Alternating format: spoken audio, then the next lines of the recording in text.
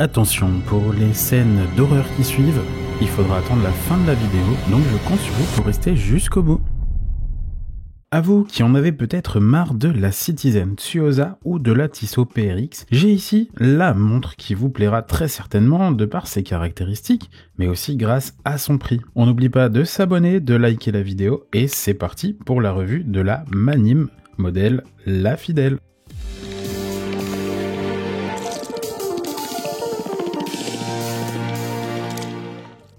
Salut, c'est Maxime, bienvenue sur la chaîne Man vs Watch. Si vous aimez l'horlogerie, ou si vous souhaitez en savoir plus, alors vous êtes sur la bonne chaîne. La marque Manim a été créée en 2020 par Édouard Paris, qui a souhaité s'appuyer sur son constat que, finalement, pour le prix d'une Daniel Wellington, telle que portaient ses amis notamment, il pourrait avoir en fait une vraie et belle montre automatique. Une marque symbolisant l'amitié du coup, avec notamment un logo qui en reprend les idées puisqu'il s'agit d'une rose jaune, symbole de l'amitié. Le tout dans un hexagone à l'image finalement du caractère français des montres. Côté packaging, on a une boîte dans laquelle se trouve un écrin avec la montre, mais vous aurez aussi un chiffon microfibre, une carte de garantie et surtout un tournevis pour régler votre bracelet. La petite touche qu'on apprécie beaucoup. Enfin, pour les personnes s'interrogeant sur le nom, Manim est un domaine de la région parisienne où la bande de copains aimait aller quand ils étaient plus jeunes. Parce que oui, tout le monde vieillit. Parlons maintenant de la montre. Pourquoi vous ai-je dit qu'elle pouvait détrôner la célèbre Citizen Tsuyosa ou la Tissot PRX dont on frôle...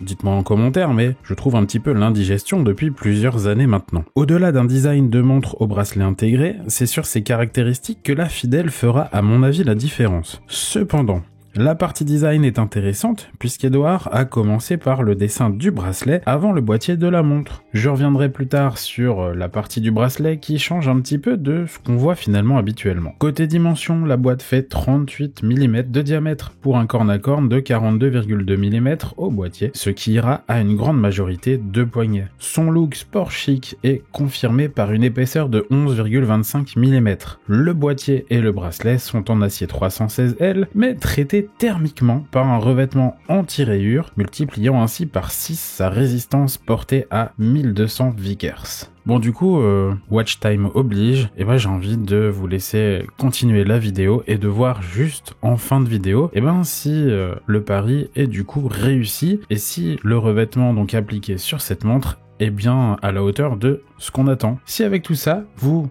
n'aurez pas envie d'être fidèle à cette montre, elle, avec un nom pareil, elle le restera sans doute. Vous trouvez que ça manque encore d'arguments peut-être? Bon, je continue. Le verre plat est en saphir anti-reflet, ça on a l'habitude, mais ici le verre du fond de boîte est aussi en saphir. Et puis, histoire d'enterrer un peu la concurrence, ou plutôt de la noyer, cette Manim est étanche à 20 ATM. Là où finalement la Tsuyosa est étanche à 5 ATM, la Tissot PRX ou même la Nevada F77 sont quant à elles étanches à 10 ATM. Ici, 20, c'est quand même vachement plus confortable. Du coup, ça leur fera les pieds.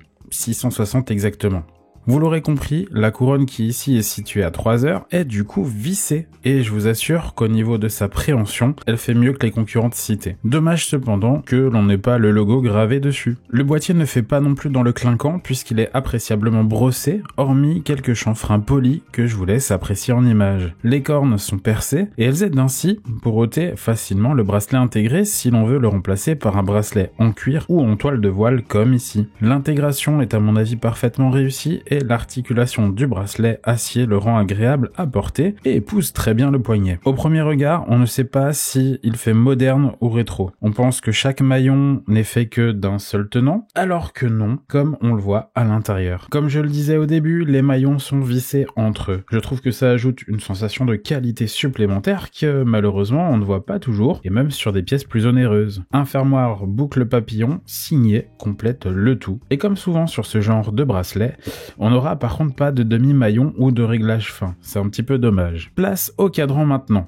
Celui-ci est épuré, sans fioritures, et ça, j'aime beaucoup. Ici, on s'en fout en fait de la littérature, Le soleillage est là pour faire le spectacle. À 12h, le logo s'affiche en impression blanche, tout comme la mention automatique à 6h. À 3h, on retrouve un guichet de date dont l'ouverture ne jure pas trop avec le reste. Un fond en adéquation avec la couleur du cadran aurait peut-être été plus harmonieuse, cela dit. Un fin chemin de minuterie fait le tour du cadran anthracite. Encore une fois, très discret, bien dosé, et la finesse des index appliqués se marie très bien avec celle des aiguilles. La trotteuse est discrète et son reflet joue avec le soleillage du cadran selon la lumière environnante. Aiguilles et index sont recouverts de Super Luminova, BGW9 ici, donnant un côté bleuté et moderne en obscurité. Plusieurs coloris existent. Et je vous invite du coup à aller voir sur le site de la marque l'étendue de la collection. Enfin, côté fond de boîte, on retrouve le logo sur le fond saphir qui masque le calibre automatique Miyota 9015. Un tracteur battant à 28 000 alternances par heure et d'une réserve de marche de 42 heures. Ce calibre est réglé en interne, sa précision est de -5 à +15 secondes par jour. Alors,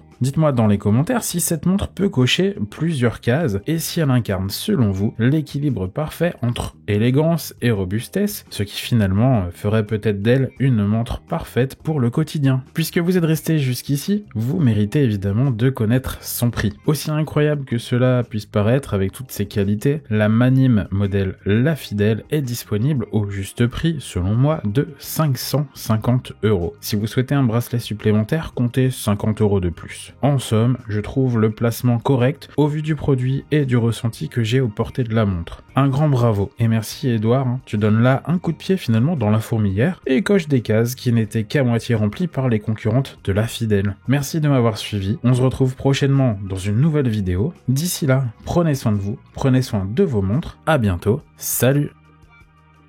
Pour ceux qui sont restés jusqu'à la fin, voici la preuve que ce traitement thermique sur le boîtier et le bracelet marche plutôt pas mal. Allez, je vous laisse.